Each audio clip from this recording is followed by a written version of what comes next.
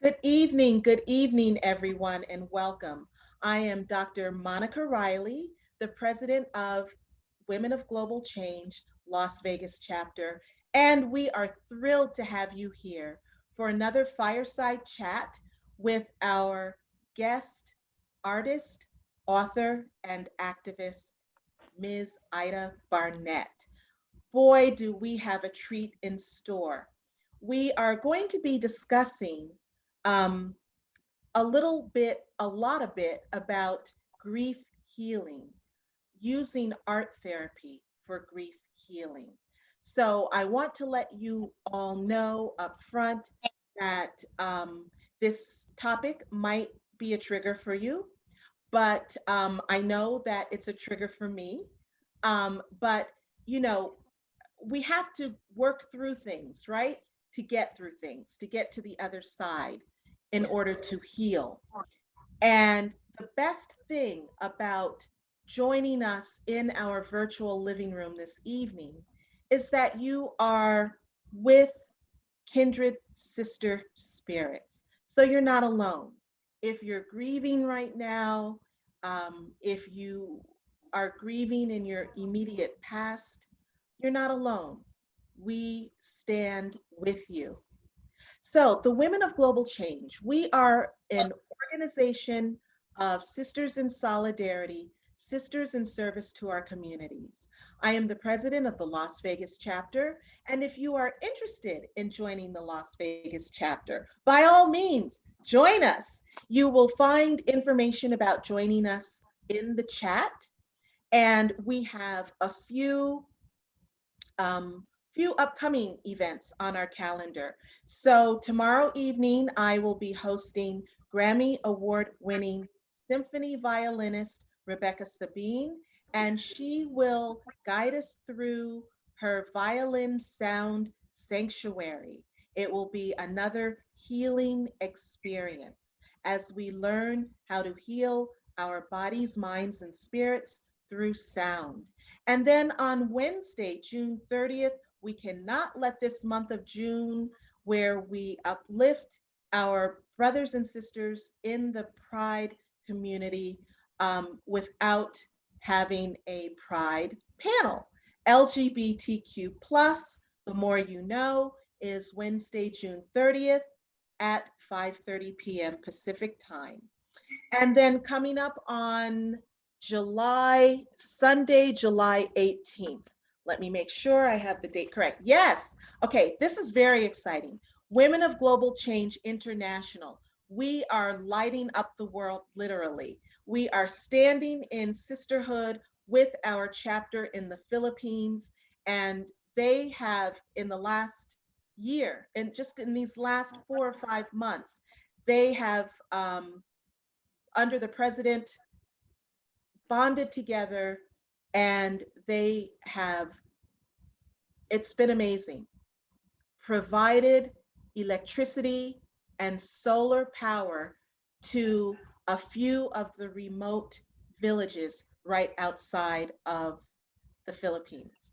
So when we say that we're lighting up the world, they are lighting up the world.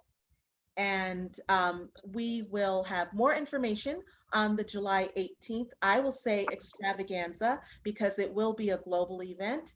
And if you want to get your ticket, you can find information on Facebook in our chapter group, Women of Global Change, Las Vegas. Now, let's get on to some good things. I have behind me one of Ida's amazing paintings. Um, I have named her Manette. She stays in my bedroom, and when I wake up, she's the first thing I see, and she's the first thing that fills my spirit with joy every morning. We've talked about this before, how it's so important when you wake up to show gratitude and find your joy, because that is the one thing that you have control over every day that you wake up. And I Absolutely. want to share a little bit about our guest this evening. These are the words of our artist, Ida Barnette. Through art, we live and breathe again. Healing, hope, inclusion, compassion, and purpose grief is a journey that contains many unknown paths. Be gentle, loving, and kind towards yourselves. As a mother having a child stolen from me, I can truly say this journey is lifelong. My goal is to touch lives through my testimony and to give hope to the ones who are still finding their way. Just breathe. Ida Barnette is a credentialed victim advocate, visual artist, writer, and advocate for many who are finding their voices. She believes that through art, we continue to breathe, live, and love. She is the founder of the Iebicu Steven Art Foundation in honor of her son, Stephen Spurlin, who was tragically murdered by gun violence in 2016. IEBICU stands for In Everything Beautiful, I See You. The IEBICU Steven Art Foundation offers art-based programming focusing on women, children, and families who have suffered loss through trauma. She teaches it is never about the outcome and always about the journey of the process. Ida Barnette is also the founder and owner of ISKL Designs. And Ida Barnette, we welcome you this evening. Thank you. Thank you so much. Thank you for having me. I mean, I'm honored to have you. I have several of your pieces, and there's like one in every room. So I always feel you with me.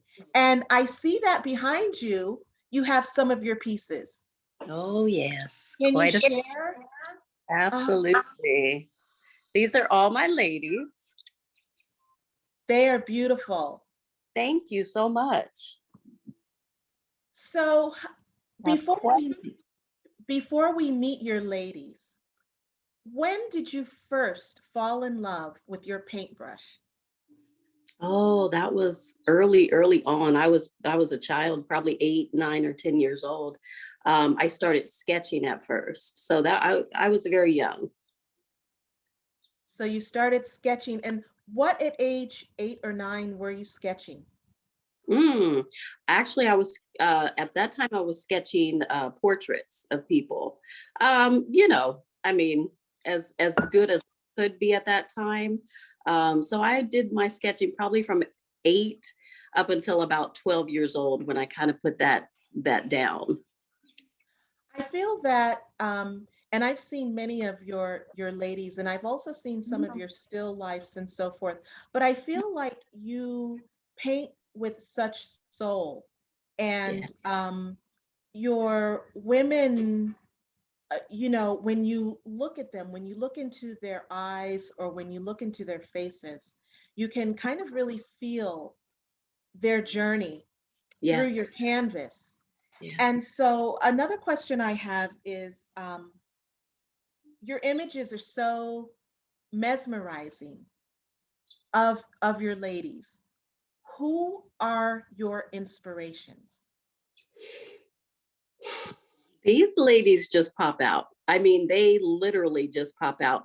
Um, and I've kind of asked myself that. I mean, it's probably been, and I just want to share with you, I said I stopped sketching at 12. I didn't pick back up a paintbrush or a sketch pencil for another 25 years. So for that amount of time, I didn't do any creating. So I had a little something go on in my life in 2011, and I picked up, my sketch pencil. Um, I have asked myself since then, who are these people? And the only thing that I can think of is they are all of the amazing, strong women that I know. I have a tribe of people, family, friends, um, that are so strong and have held me up the past 5 years, no doubt. But that's what I think. That's who I think they are. They pop out all when they come. They come. There's no stopping them. Okay. So you can say, who is that? I don't know. I just know that I have a lot of women that I've painted and they're just popping out. I just feel like it's the strength of all the women that I know and all the women that have come before me and that will come after me. That's what I feel. I feel you're right because, as we've had private conversations in our girlfriend talks and so forth over the years, Yeah. and as you shared with me as I was going through my grief healing process after I lost my nana and my dad unexpectedly within 30 days of each other, Yeah. um, I know for sure that one of the reasons why it's so important for us to express ourselves through any type of grief healing or grief journey through art is because it helps to heal the heart, number one. And number two, it takes us kind of out of that emotional mental Yeah. space just for a minute Yes. so that we can either paint or sketch or sculpt. Yes. Um, how do you feel that art impacts our healing? I think just to piggyback on what you just said, it takes us to a whole different place. I know part of my healing, when my son was murdered in 2016, I had a friend who said, Ida, you can't just paint this away. You can't just continue to paint. I mean, you have to deal with it. The only thing I could do was continue to paint for 2 straight years. It's probably what kept me alive, honestly. So the feeling, it just took me into another place. Um, there were days, Saturday mornings, I would wake up and I would go down to Fremont Street and 22nd Street and paint with the kids down there on the walls, bugs and butterfly, through guerrilla arts. So no matter what, I always turned to painting if it was hard to breathe. I'm really trying to get, I'm trying to do the best I can here. When I lost my son, I didn't know what to do. So I want to tell you a story. Like, I really didn't paint until he left. So 2 weeks before my son was murdered, we were at a little yard sale. I saw 4 quarts of paint. And I always tell this story, 4 quarts of paint. They were brand new, never used. He said, Ma, go ahead and get those. I said, boy, I'll never use those. I don't paint. So why would I get those? He said, Ma, just go ahead and get them. So he bought them for me. Do you know that's the first paint that I started with? And my first mural was on a yoga studio wall for Patricia Kelly. And I think that just, to me, that was the opening door to knowing that that was going to be my healing. So the fact that I never painted, some of my friends at Ida, they said, I've been telling people you've been painting for years. No, Ida was not painting for years. She was not. So it takes me to a place, it took me to a place that I could breathe. I could breathe. I could not be in so much excruciating pain, and I could breathe. And to me, creating or painting or sketching or sculpting, I'm moving that trauma out of my body. Do you understand what I'm saying? I am moving it. Whatever it is coming out of my body with that creation. And I think you can do that whether you're singing or dancing or painting or sketching or baking. You have to get that trauma out of your body. And that's what it did for me. Like I said, for 2 straight years, that's all I could do. Up at night, I painted a mural, a 12 by 14 mural on my bedroom wall. I couldn't sleep at night, so I would get up and paint. It gave me something to hold on to. My mind was gone. It really was. And that creating, it just held me tight. Like I needed it. I needed it to live and to breathe. I understand. I'm a bona fide daddy's girl, and when my dad died unexpectedly, so close to my nana's Yeah. passing, um, it rocked my foundation. And I always tell people I'm a doctor of integrative medicine, and I tell people that it's so important when you're grieving, when you lose someone or something, you know, where we were speaking earlier about all of us collectively in this world, in this community, are Yeah. grieving the lives we used to have prior Right. to February 29th. Yeah, February 29th, because it was a leap year, 2020, right? But the profound loss of my father, I can so relate to you because I could not breathe. Right. And when I share this story so that I can get through the story, I tell people that medically speaking, my heart attacked me. But in Yeah. reality, I suffered a heart attack after my daddy's death. Yes. And in order to be able to resuscitate and heal and breathe again, I'm also a writer, so I started writing, but that wasn't enough, as you said, to get rid of the trauma Yeah. inside of the body temple. There has to be a grander expression. And I'll Yeah. never forget, I remember this was about 2018. This was before you moved. I remember just we were in passing somewhere and just, you know, you said to me, just pick up a brush. And do Yes. you know, I started painting. And you know, Yeah. I'm a daggone good artist. and Exactly. I have my canvases framed around my home as well. But just the expression of color, of design, of texture, of not knowing what it's going to morph into, you know, Yes. painting for me was such a freedom type of There's freedom. Yes. yeah, and with each Yeah. stroke, I was breathing again. Yes. Um, Yeah. one of the things that our bodies do when we suffer a traumatic loss is our body will shut down immediately. And Yes. the first response that's affected is our ability to breathe, right? Yeah. Because that's Yeah. the shock, you know? Yeah. And if we don't address that, and, you know, our minds are gone, as you said. Our minds are not in our body. So it's not Right. like, oh, I've just suffered a severe trauma. Let me breathe. No, that's not what the experience is at all. No. But instinctively speaking, and as God speaks, we know we have to breathe again, right? Yeah. We know we have to breathe Yeah. again. And I just wanted to ask you, in addition to your art, and that mural, I remember that mural was Yeah. gorgeous. And Thank it you. was full scale. You know, the wall was huge and it was gorgeous. Yes, it was so beautiful. What other strategies do you go to, or would you recommend for someone who is healing through grief? I'm sorry, I didn't hear you. Sorry about that. Mm. What other strategies would you recommend to someone who is healing their grief?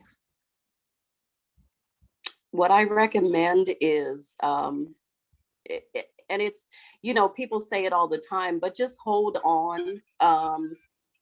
Just hold on. Be be easy with yourself. Be kind to yourself. Know that every journey is different. Every journey is different, and no one can tell you how to grieve. And I just want to say this because there is a huge difference, and I don't take away from anyone's grief. I promise you that. I know that it's painful. I've suffered quite a few, and I've been through a lot in my life. My trauma didn't start with my son's murder. I was married to a narcissistic, abusive man for almost 30 years. Um, and then my son was killed, and things started early for me, but the loss. So I went through a lot of things that almost that tried to take me out. But the loss of my child, the murder of my child, not loss, because I didn't lose him, he was murdered. The murder of my child almost took me out of this world. um I thank God for my daughter, her husband, my grandchildren, and my family. The strong woman who stuck by me. But the thing is, everyone's journey is so different. I can't tell you how to grieve because your journey is going to be totally different from mine. Like it, and it's my thing is we have to have people there that will stand with us in the dark. We have to, because if we don't, we may not make it. And I'm telling you what I know. And I'm not saying that I'm not in a better place now, because thank God I am, by God's grace and mercy and the love of my daughter and her husband and my family, I'm still here. But if we don't have people that have gone through the same thing that we've gone through and stand in the dark with us, we may not make it. And I think there's a huge difference in grieving the loss of someone and grieving the loss of your child, the murder of your child. Again, it almost took me out of here. I think the rest of my life will be continuous healing. So I'm not saying that I'm up here. I'm saying that I'm still working at it every single day. It's a choice. So be easy with yourself. Hold on. Try to build just a tribe of people that will sit with you in that darkness. And what I want people to know is you don't have to say anything. You don't have to do anything. Just be there for the person. Do you know how lonely it is to sit in darkness by yourself? And a lot of people, because of that trauma, they are so afraid to reach out to you. So I feel really good because I have the strength to sit with people in their darkness, and I know what they need. I'm not their answer because only they have their answer, but I can sit with you when you need me to. So be easy with yourself and just be kind and gentle with yourself during the journey. And I just want to affirm your courage, I want to say, in your ability to sit with someone in that dark space, in that grief space. Because for me, even now, 3 years later, it's hard for me to do that. Yeah. Not because I don't want to, not because, and I'll find other ways to support, my person. But it's just still so difficult.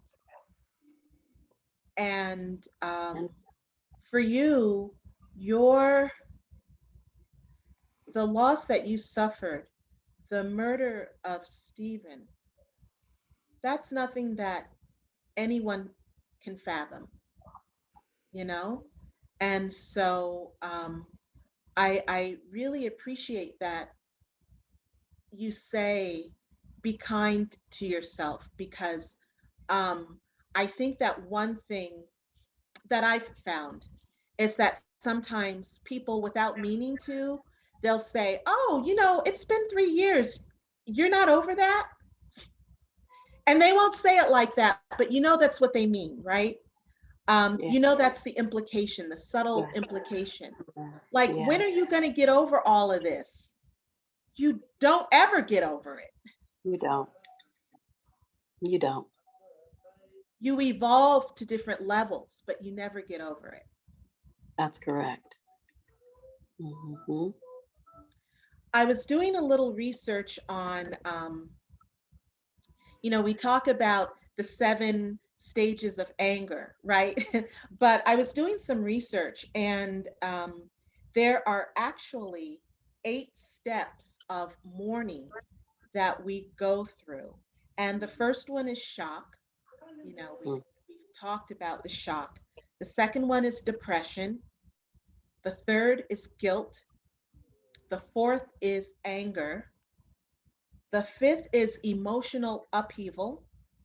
The sixth is lack of direction. And then finally, coming through, the seventh stage is hope. And the eighth stage is transition. And just as we, share openly and transparently about this, and as Ida is sharing her story so courageously, and as I share my story, I just want all of you all out there who are watching, there's no given timeline, right, Ida, to There, any one of these stages. You no, could be stuck in stage 2 depression for years, yeah, and that's very much so. okay. And I think that different levels of it can hit you at different times. And I will just say I've gone through recently. My granddaughter has just started going through her grief process, and it's been very hard. It's been hard for her, and it's been hard for me because I mean it's been 5 years, but it's just now hitting her. And I know we had discussed that also. So grief may not even come out when the trauma happens. It could be years down the line. And I've heard that with teenage girls, it's hard for them to show that their feelings, they're grieving. They kind of put it off. So I've noticed that with my girls, it took a while for them to start the grieving process. So it may not be when the trauma happens. It may be a few years down the line. You're so right. And I've found, as I've been called in to counsel tween girls and teenage girls, that one thing that they do very well is they stuff their emotions and they hide them from their parents, especially Yeah, their mothers. yeah, Um, and oftentimes when it comes out as anger yes, or through self destruction. yes, And their peers are the first to see it, even yeah, before the parents and the grandparents or other siblings, because they hide it so well. yeah, Um, and you know, I've had to sit with this because I literally will sit down with a 15-year-old girl and I'm listening to her or holding her or whatever we're doing. And I'm saying to myself, and I'd like your input, Ida. What do you think the root of this is? Is it because intuitively speaking, we as women, and this starts as girls, as baby girls, yeah, when there's hurt or pain or trauma or disruption around us, we want to make it better instinctively. Even right, as baby girls, we want to make it better. right, I feel as teenage girls, as they're discovering who they are, and as they're able to see things in their home and around themselves, I feel like they sacrifice their own little emotions to help to make things around them better. yes, yeah. I do agree with that. Or even I feel like they turn things in on themselves, like you said, self-destruction. I mean, what can I say? I mean, I've lived it, if they do not say how they feel. And I think sometimes they're trying to make everybody, and I guess what you're saying, sometimes I've seen it. My daughter, she tried to make everything okay for me. She didn't want to cry in front of me. She wanted to be strong for me. But that kept her from grieving, and I mean, my daughter is 22 now. She was 17, and she's just now, probably the past 2 or 3 years, started to grieve, so I think that they are trying to make everyone else okay. My granddaughter, I'll talk to her on the phone or see her on FaceTime, and she won't get past. Now, if she says, "Grandma, how are you feeling?" and I kind of try to blow past that question, she Mhm. comes right back to that question. "Okay, Grandma, but again, how are you feeling?" And that's exactly how she says it to me. And people have heard her. So, I mean, she's trying to make it okay for me. But the thing is, we have to be able, and her mother told me early on, because I wouldn't cry in front of her. My heart was torn out, but I wouldn't cry in front of my granddaughter. She said, "Ida, you have to show her these emotions. You have to let her know that it's okay to cry and be in pain like this." And I think now that is very true, because if we don't, it's coming out, whether it's 1 year, whether it's 2 years, whether it's 6 months, it's coming out and we don't know when. But I think just as women, we have to be able to show our emotions when they're happening. We are so in tune of taking care of everyone else. And I said this, I was on another Zoom call last on Wednesday night, and I said, when my son was murdered at that exact time on February 4th, 2016, at 12:30 in the afternoon, the rose-colored glasses came off of my life.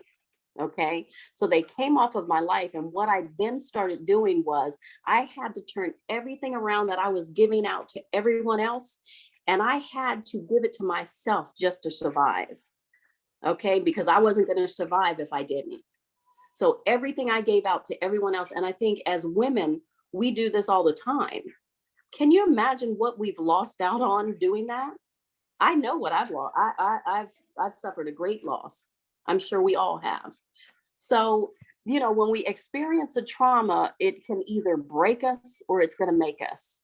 And I think you know my son. I don't know if you've seen him, but you knew of him, and he was my right arm. He was my right arm. He saved my life when I was 27. I was out in the streets, I was doing drugs, and my son saved my life. I got my life together for him. So, and he was stolen from me at 27 years old. So there has to be some type of evolving. Like, what would I look like not being able to make it through this trauma when he saved my life? I want people to see how amazing he was, and not just the fact that he was murdered, but the fact he was an amazing artist himself. So we have to evolve, and I'm not saying I'm perfect, because I have some days that I can't get up. Okay. And we're going to have those days, and still be easy with yourself, because some days I want to sleep all the way through. Let me get to the next day, his birthday, the anniversary of his murder. Let me just sleep through to the next day. So it's if you can evolve, if you can. I think the most important thing for me, Monica, was to have you guys in my life. Honestly, hands down, the women that I had surrounding me, that you guys wouldn't let me go. You guys would not let me go. Nope, we sure, because we needed you. I mean, look, you still had work to do. So no, we would not then, and we will not now. I'm so thankful, though, and it's really hard. And that's what I imagine, the people who do not have people in their lives like that. There are so many people who suffer this, traumas and tragedies, and do not have people that will sit with them or pull them out of that dark spot, or just sit with them in that dark spot. There are so many people, and that's why I give back. I give back. Hey, I'm not afraid of the dark. You understand what I'm saying? I'm not afraid of the dark. Right. So. Bring it. Right? Bring it. Yeah. Yeah. One of the things that you said that just was so profound just a minute ago. I know for me, with Father's Day was just this past Sunday. And for whatever reason, this Father's Day hit me really, really hard. And I had things to do on Sunday, things that I had planned for myself that I wanted to do, had planned with my family. And then all of a sudden, I just could not get out of bed. Yeah. And that knot that sticks right here, Yes. that affects the breathing, started kicking in, and I started thinking of my daddy, and it was like, okay. So one of the um, holistic therapies that we can do. Let me move my choker. This is the meridian here. When we start to feel anxiety, or if we start to feel as if we can't breathe, just start tapping right here.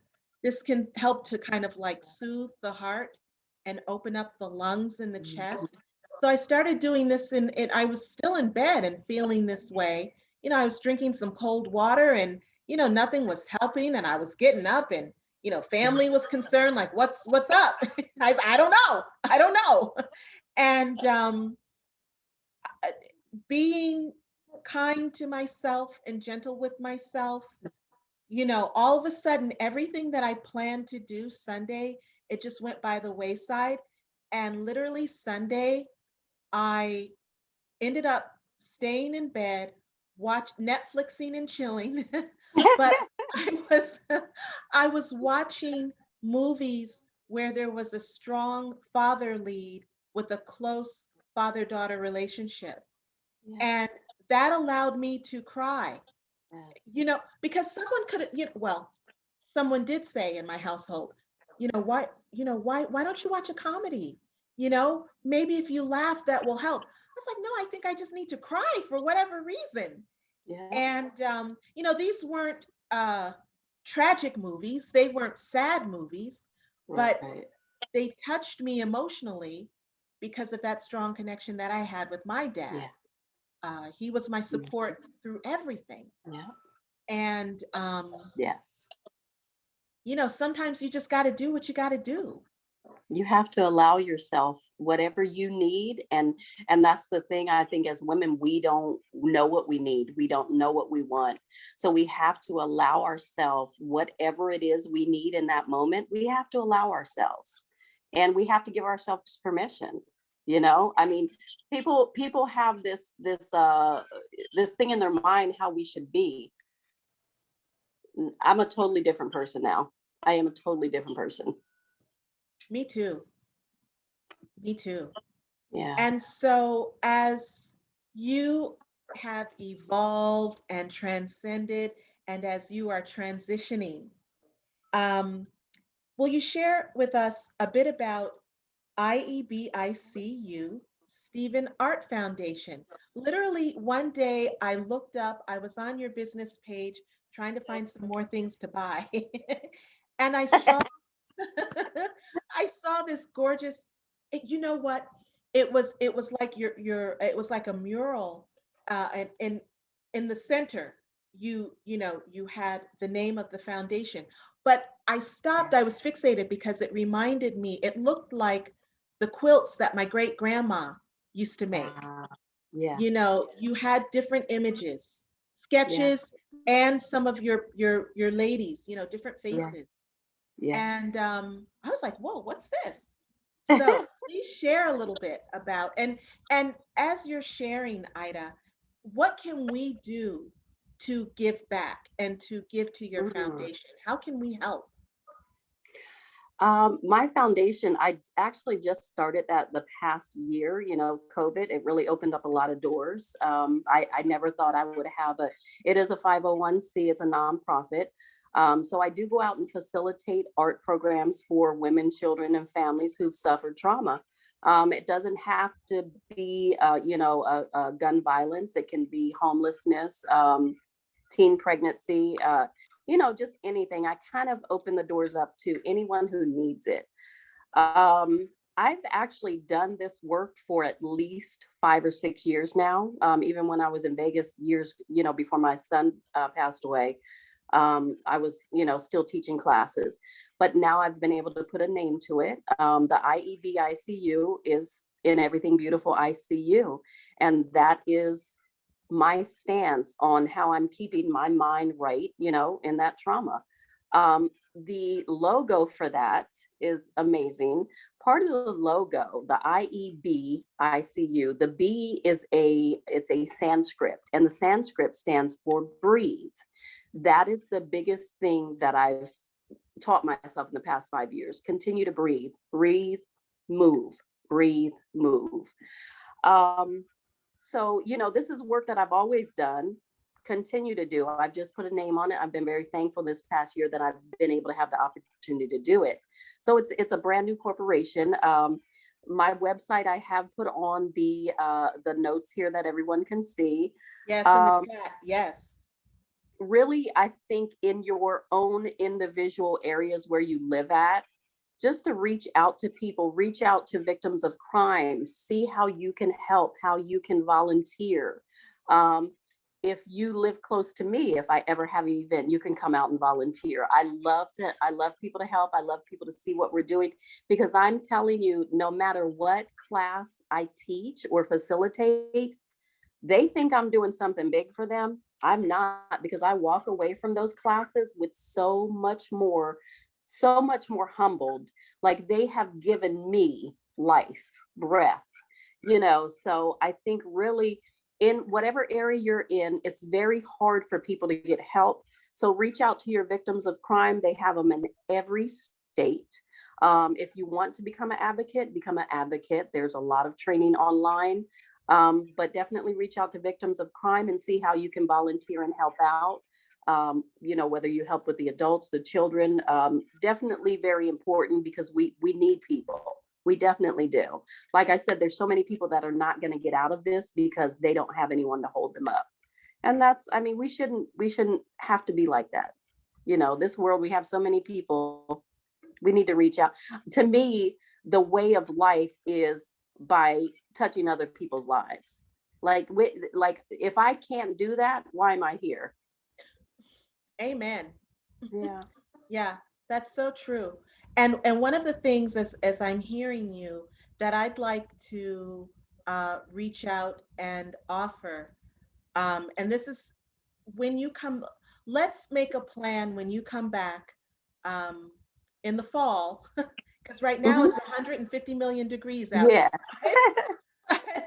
Looking towards the fall, September, October, November, we talk, so we will work this out. I want to have an in-person chapter uh, paint Yeah. painting class Yeah. that you That would. facilitate for us on grief Mhm. healing. And That I want the Women of Global Change Las Vegas chapter to support your foundation. So that would this be. will be a class where the proceeds and donations will come back to you for your foundation. Thank you so much. I really appreciate that. It means a Yeah, lot. I'm looking forward to that because I've Thank taken you. one of your classes. Remember the heart class that Yes, we did? yes. That Oh was beautiful. gosh. That was beautiful. Yeah, we had so many different images of Yes, hearts. yes. And I think that's one of the things, that's when I facilitate classes, I want people to know that you don't have to be perfect. Painting is not perfection. You have to be, whatever you're creating is your creation. Don't think it has to look like mine. So it's very important I'm not a paint by number person. I'm going to give you an idea. I'm going to give you some tips, but this is all you. Exactly, exactly. And as we're speaking on hearts, what advice would you give to a parent who has had their child stolen by gun violence?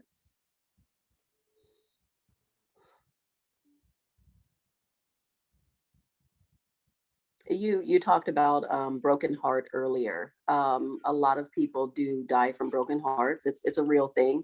Yep. Um, I had a friend who lost her daughter I can't remember if it was 4 or 5 years before I lost Steven, and her daughter was killed. And one of the things I told her at the hospital was, don't let your heart harden. Now, that's easier said than done, because look, I'm still working on some things, but I think that's the most important thing. Don't let your heart harden. Don't isolate yourself. And I know it's so much easier said than done. And that's why I encourage people to reach out to people who have lost their children to gun violence, because it's a life that, if you do not have a lifesaver, you're not going to make it. And I mean, people look at me now and they would never know that I've been through what I've been through. I'm not saying I'm perfect and I'm up here. I'm saying that every day we keep pushing forward. You know what I'm saying? We have to keep moving. We have to keep breathing. But it's so important for us to have someone around us to help us when we can't help ourselves. Yeah, God, and what you said earlier, every day is a choice. yes, yes. Absolutely. And I will tell you a little bit, when my son was killed, I had to get up every single day and ask myself, okay, what is my purpose today? Every single day, I had to ask myself, Ida, what is your purpose going to be today? Mind you, I love my daughter. My daughter is my right arm. She's 22. She's amazing. You know her.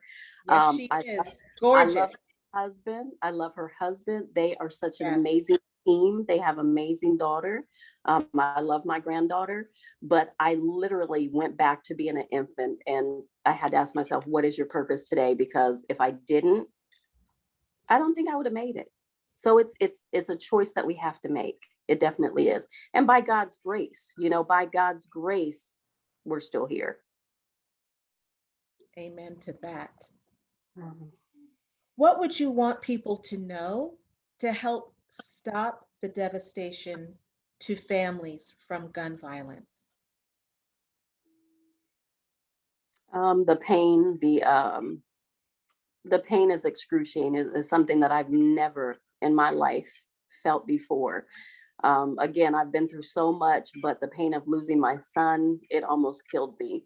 Um, we've got to stop it. We've got, like, they don't understand that the life that they're taking, they're not only taking that life, this affected his daughter, this affected me, this affected his sister, this affected Michael, this affected my whole family. Um, we didn't know if we were coming or going. So you have to know you're not just killing that person, you are almost killing a whole family. And it will take only God's grace to keep us all alive and to be able to focus and to be able to go forward. Um, you know, I can't even explain to you in this setting what it's done to my life. Um, Again, I'm thankful to be here. I'm thankful to be here. Yeah, and I'm thankful that you are here. Thank you. Okay, so you recently launched a line of amazing t-shirts, aprons, home decor, including gorgeous pillows. Where can we find them? Okay. So in the chat section, I did put on there Iebicu Steven Art Foundation.org. I do have some pictures on there, but also on Facebook, I have ISKL Designs, and that is my business page, and also on Instagram under ISKL Designs.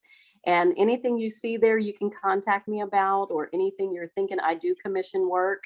Um, Let me know. Let's chat. We can do it. If you want to throw a birthday party, a paint party, I'll come out and set it up for you. We'll paint with the kids, paint with the adults, sip and paint. I'm open to so many different things. So, hit me up and we'll chat about what you're looking for. Absolutely. And as we wind down our session this evening, Ida, I always ask my guests, what is your wow, your words of wisdom? What is the wow that you would leave us with tonight? Mm. I know you didn't see that coming. You didn't put that on the note. I know, I forgot. What is my wow? Words of wisdom. To me, just know that tomorrow is not promised. Um, Hold your loved ones tight. If you care about someone, if you love people, show them that you love them. Love is an action word. Again, I cannot stress enough that tomorrow is not promised. And everything that we want to do, we need to do it here and now. We need to be mindful that this is the time and this is the place. Let your loved ones know that you love them. Thank you. And You're welcome. thank you for being with us. Thank you for being with me. I I can't tell you how, we're in passing now. We're in two different states on two different coasts. I feel like you have been like right in my living room, or I'm on your balcony and we're just chatting. And I really appreciate you joining me this evening for such thank an important discussion. thank you so much. I appreciated it. It means a lot to me. It really does. You I know, the love you, first, girl. I love you, más. Te quiero más. The first step, right, is to talk, is to Yeah, have these types of discussions, yeah, and to kind of venture out of our safe space to show the emotion and to really talk about how we feel. yes, I agree. So, with that, thank you all for joining us. Our special guest this evening has been Ida Barnette, author, activist, and artist. And we've had an amazing discussion this evening on healing through grief, and also how art, how expression, how art therapy can help us heal. I am Dr. Monica Riley, President of Women of Global Change, Las Vegas chapter. If you're interested in joining us, please check out the link below in the chat. We would love to have you join the Las Vegas chapter. And we have 19 other chapters around the world and here in the United States. Thank you again, and I will see you soon. Thank you. Take care. Thank you.